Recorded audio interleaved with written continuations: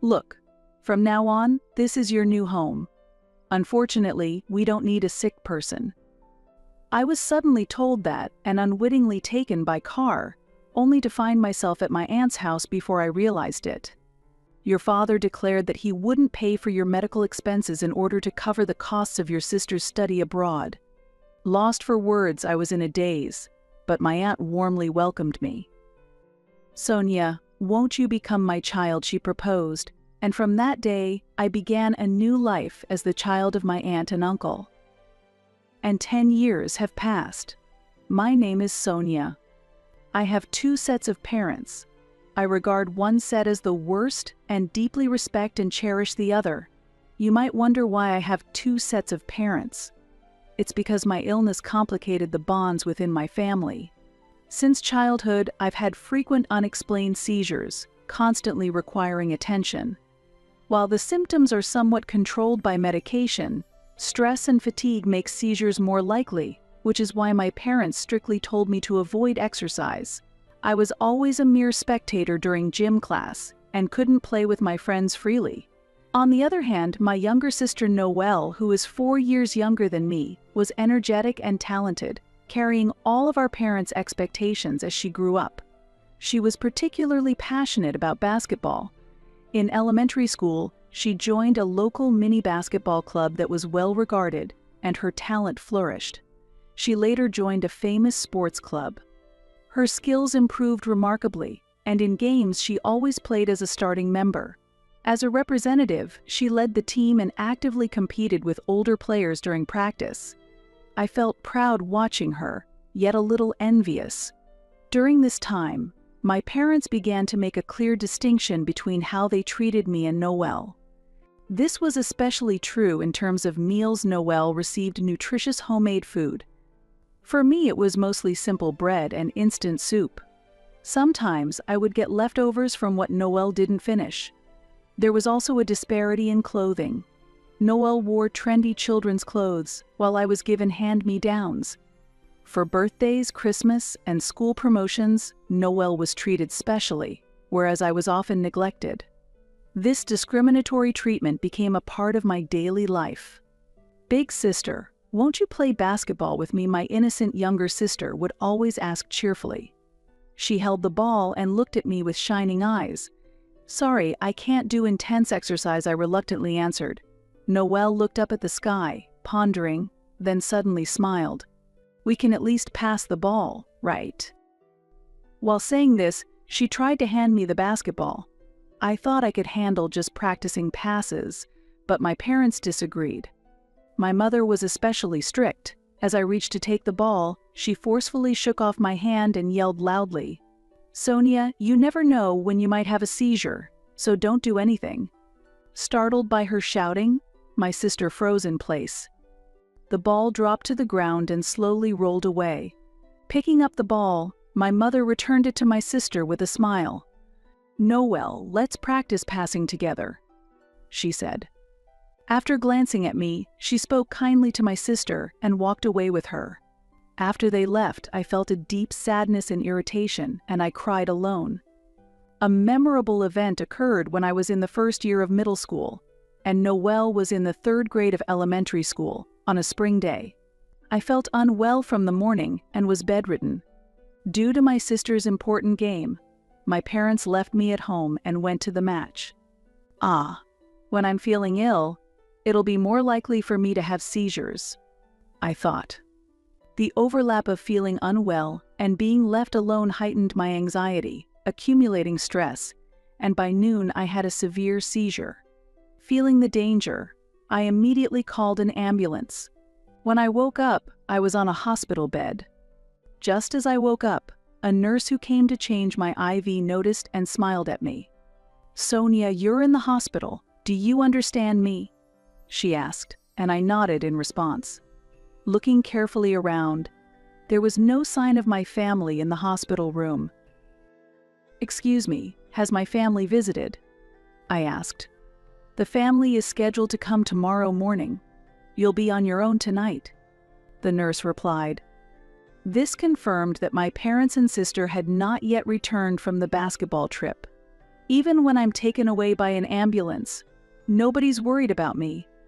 It's like I'm not family, just a nuisance. I thought to myself as tears welled up and blurred my vision. I covered my head with a blanket and cried silently.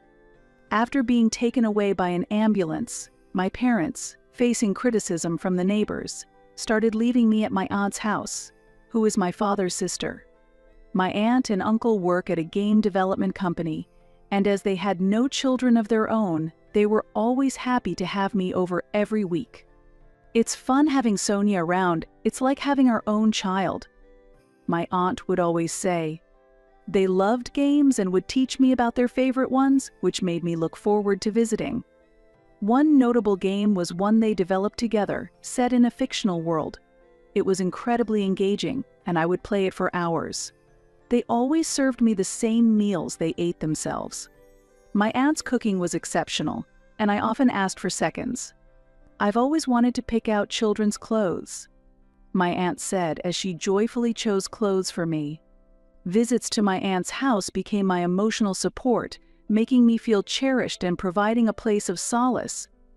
As the first term of my first year in junior high came to an end and summer vacation was approaching, my father took me to my aunt's house. The car was packed with luggage, and I was excited about the prospect of spending the summer vacation there. After arriving and unloading my things, my father unusually came inside, appearing to be in a good mood, but my aunt looked concerned. Feeling the unusual atmosphere, I began to feel anxious. However, since my relationship with my father was not very good, I couldn't ask him directly about my concerns.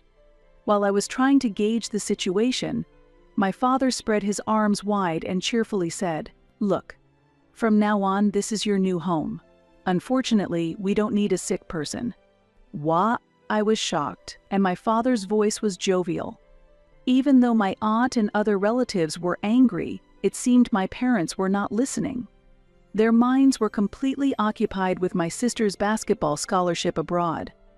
To cover the costs of your sister's study abroad, we won't pay for your medical expenses.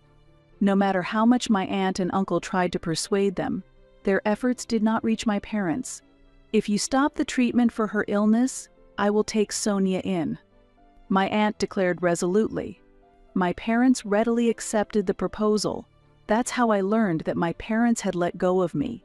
Speechless and shocked, my aunt gently spoke to me. "Your father said you wanted to leave home too." That's why I agreed.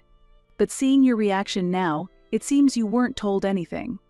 There's still time to fix this. You should have a proper talk with your parents and reach a conclusion. Is it still possible now? We might be able to talk, but repairing my relationship with my parents feels too late. I can't think of them as family anymore. I shook my head vigorously as I met my aunt's gaze. "If it's okay with you, Auntie, I want to stay here. Sonia, I promise I won't be a burden. I'll help out around the house actively. So please let me stay here." I stood up slowly and begged her. If I were driven out of this house, I would have nowhere else to go.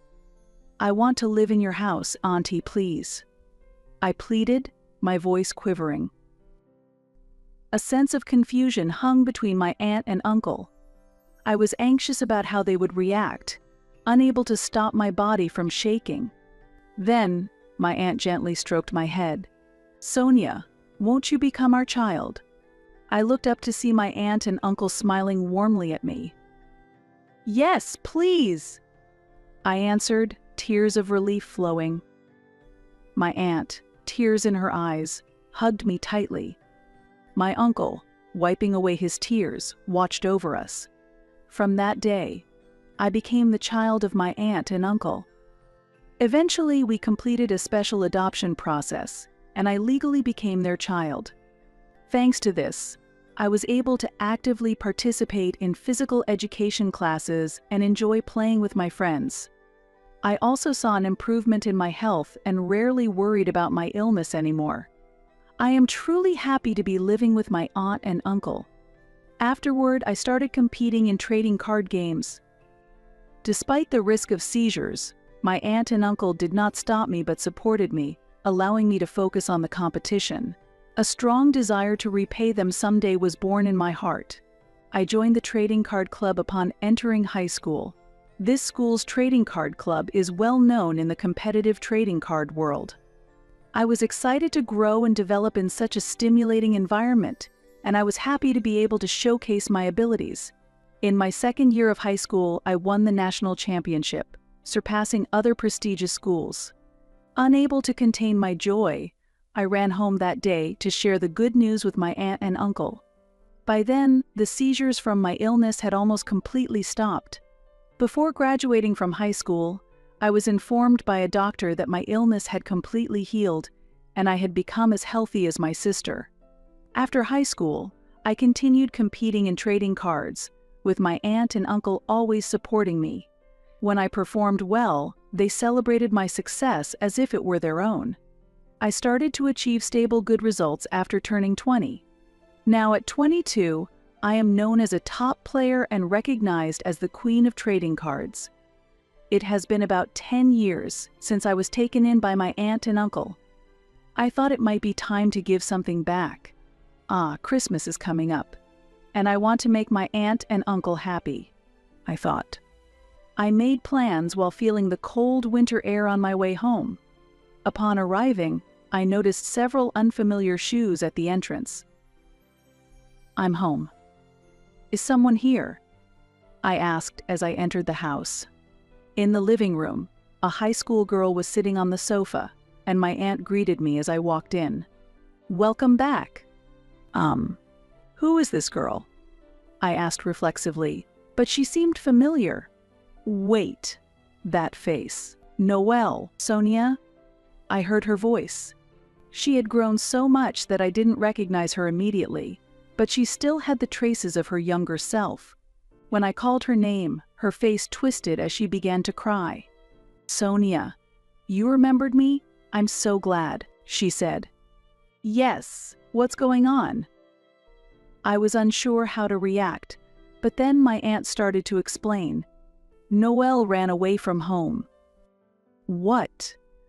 I exclaimed, looking at my sister in surprise. Noelle nodded, wiping away her tears. Ran away? What do you mean? Sonia, help me, Noelle said with a trembling voice. Then she began to tell me about what had happened at home.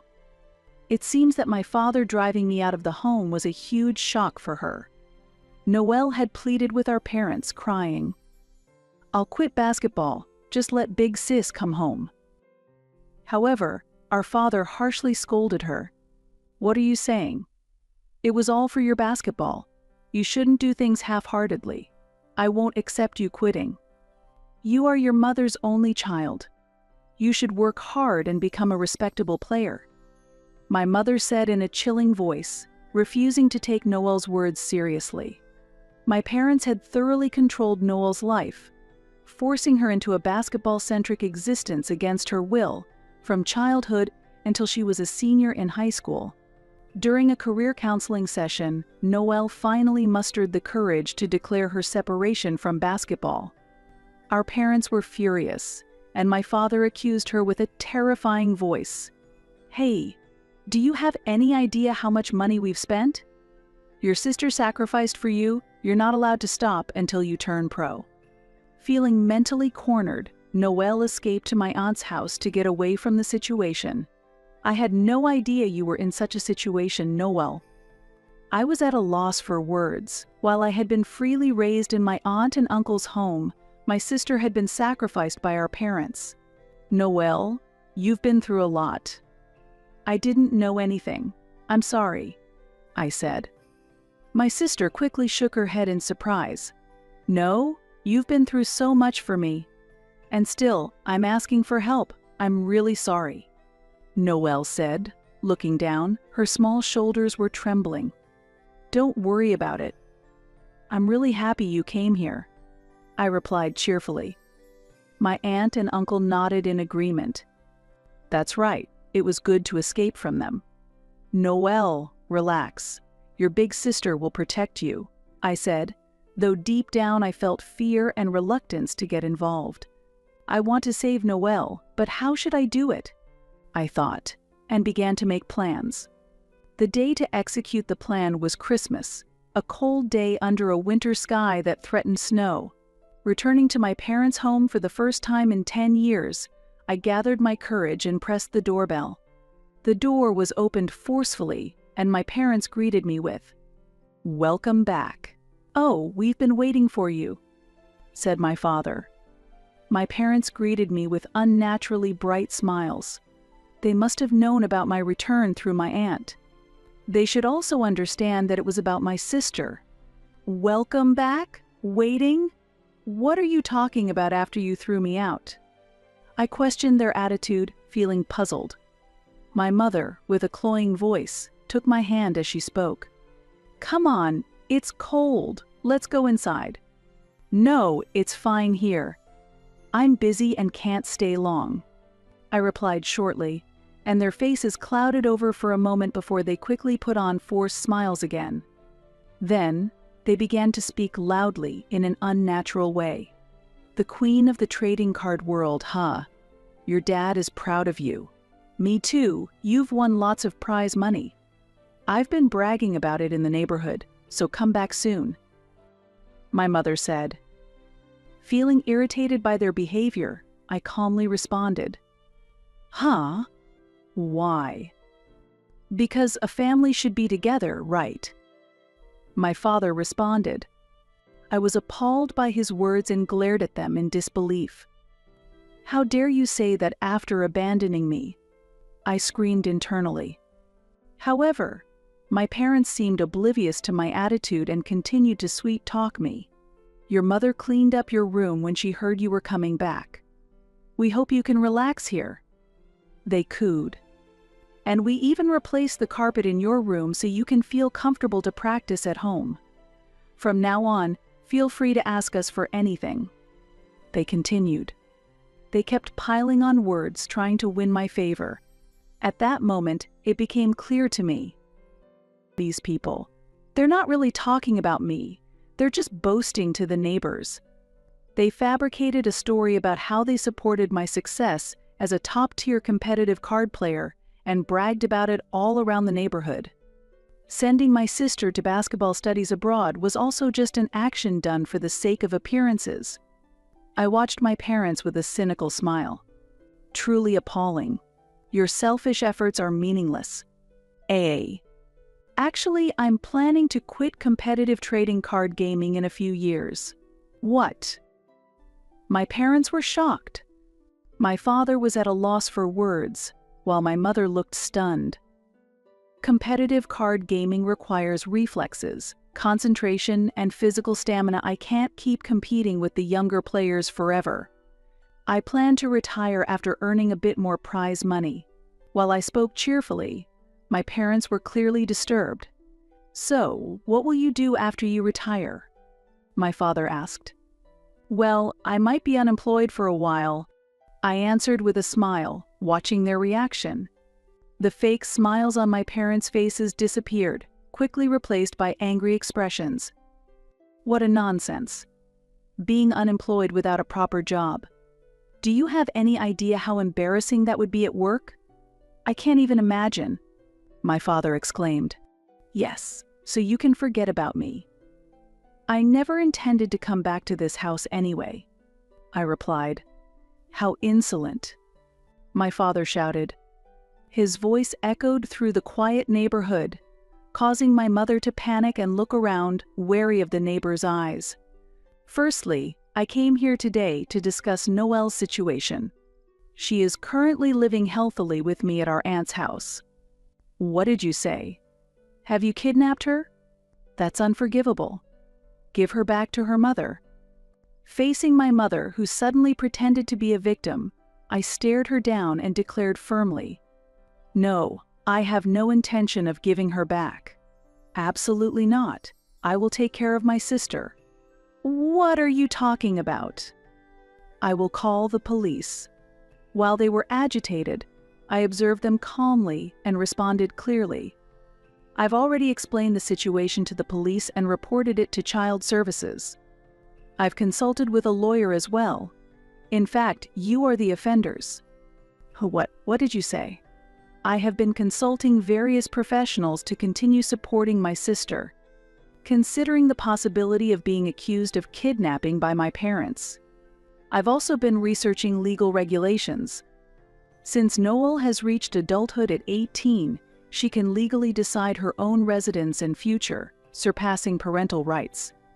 Noelle, having left home of her own will to avoid negative influences from our parents, faces no legal problems in choosing to live with me, her sister. With this fact behind me, I confidently confronted my parents and engaged them in this conversation. Staying with you only brings unhappiness. My sister and I are not tools for you to flaunt for your own vanity. Out of the corner of my eye, I noticed a neighbor appear. Perhaps they had noticed the commotion and came to check what was happening.